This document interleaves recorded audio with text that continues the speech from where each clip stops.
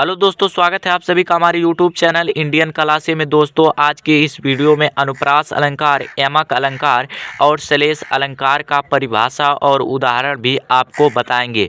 दोस्तों अगर आप भी कक्षा 10 में हैं और 12 में हैं, हिंदी की तैयारी कर रहे हैं तो इन तीनों अलंकार को जरूर याद कर लीजिएगा। बहुत ही महत्वपूर्ण अलंकार है। एक वीडियो और बना चुके हैं जिसमें उपमा अलंकार, रूपक अलंकार और उत्प्रेक्षा अलंकार का परिभाषा बताएं। अगर आपने उस वीडियो को नहीं देखा तो डिस्क्रिप्शन में लिंक मिल जाएगा, जाकर देख लीजिएगा।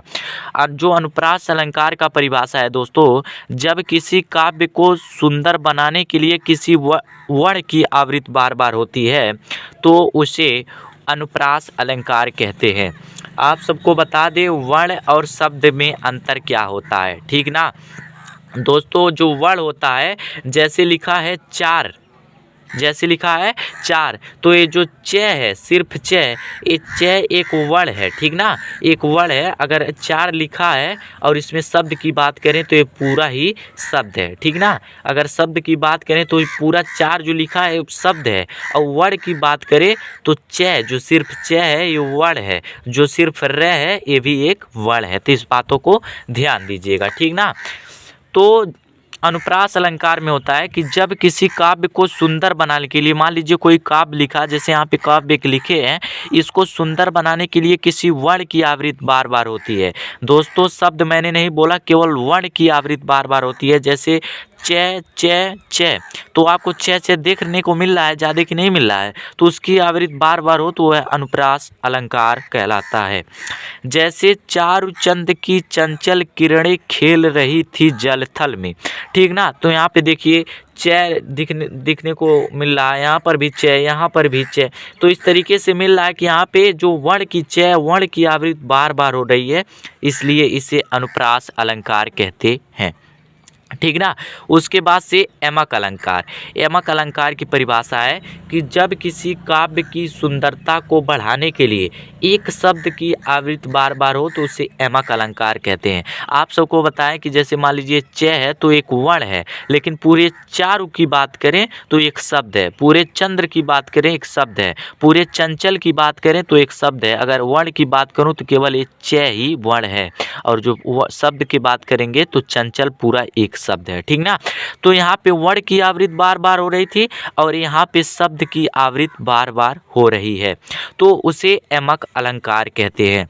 जैसे एक उदाहरण है, कनक कनक ते 100 गुनी मादकता अधिकाय, वा खाए बौराए जग या पाए बौराए।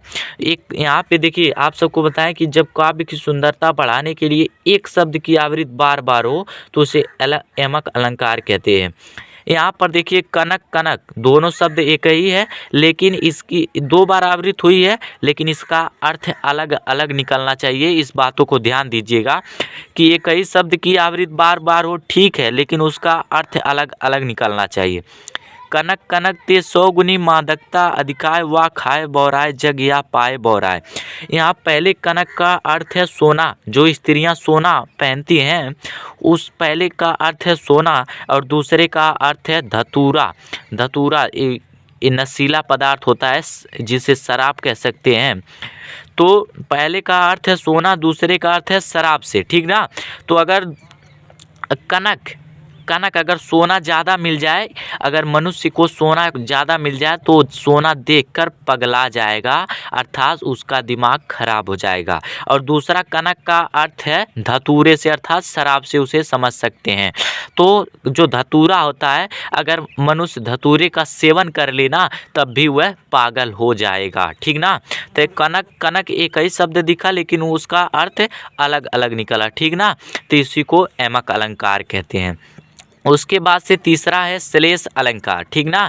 श्लेष अलंकार, जब किसी शब्द का प्रयोग एक ही बार किया जाता है, मान लीजिए कोई शब्द है, इसके पहले शब्द की आवृत्ति बार बार हुई है, लेकिन यहाँ पर किसी शब्द का प्रयोग एक ही बार किया गया हो लेकिन उसमें कई अर्थ निकलते हैं तो वह श्लेष अलंकार कहा जाता है। इसके पहले शब्द की आवृत्ति बार बार हुई है और उसका अर्थ भी अलग अलग निकला है, लेकिन यहाँ पे एक ही शब्द का प्रयोग हो, अर्थात एक ही बार शब्द दिखे और उसका अर्थ कई कई जगह कई बार बार निकले, उसी को श्लेष अलंकार कहते हैं।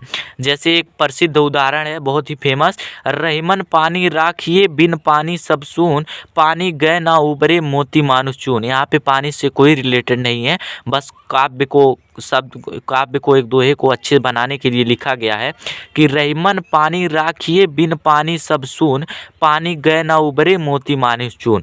दोस्तों जो यहाँ पर पानी का अर्थ है मोती से, मोती, यहाँ पानी का अर्थ है मोती से चमकना, कि अगर मोती के पास चमक ना रहे ना तो मोती बेकार है।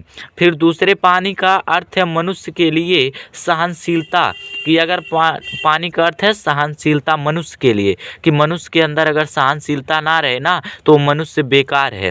फिर तीसरा पानी का अर्थ है चून के लिए। तो आप सबको बता दें चून का अर्थ दो होता है, एक होता है आटा और एक होता है जो तंबाकू के साथ खाया जाता है चूना, ठीक ना। तो अगर चूने में पानी ना रहे ना तो वो नमी नहीं रहेगा, और अगर आटे में अगर पानी ना रहे तो रोटी नहीं बन पाएगा। तो अर्थात पानी का जो पहला अर्थ है मोती के लिए वो है चमकना, और पानी का दूसरा अर्थ है मनुष्य के लिए सहनशीलता, और पानी का तीसरा अर्थ है चून के लिए, कि जो पानी, जैसे पानी ना रहे चूना में बेकार है, आटे में पानी ना रहे तो बेकार है, ठीक ना। तो यहाँ पानी जो पिया जाता है उसका अर्थ है चून के लिए। रहीमन पानी राखिए बिन पानी सब सून, पानी गए ना उबरे मोती मानुष चून, ठीक ना, बहुत ही प्रसिद्ध है, इसको याद कर लीजिएगा। दोस्तों उम्मीद करता हूँ ये वीडियो आपको पसंद आया, अगर वीडियो पसंद आया हो तो लाइक कर दीजिएगा, मेरे चैनल पे नए आए हो तो मेरे चैनल को सब्सक्राइब कर दीजिएगा, क्योंकि दोस्तों कक्षा 10वीं और 12वीं की हिंदी की संपूर्ण तैयारी इस चैनल पर कराई जाएगी, और रस छंद अलंकार के जितने भी महत्वपूर्ण टॉपिक है आपको इस तरीके से मिलता रहेगा। आपने अगर उपमा अलंकार, रूपक अलंकार, उत्प्रेक्षा अलंकार का वीडियो नहीं देखा है तो डिस्क्रिप्शन में लिंक मिल जाएगा, वहां से जाकर देख लीजिएगा, ठीक ना। और अब की बार 100 में 90 पार होगा। और कक्षा 10वीं में पढ़ रहे हैं या फिर 12वीं में, अलंकार रस छंद आपके लिए तीनों महत्वपूर्ण है।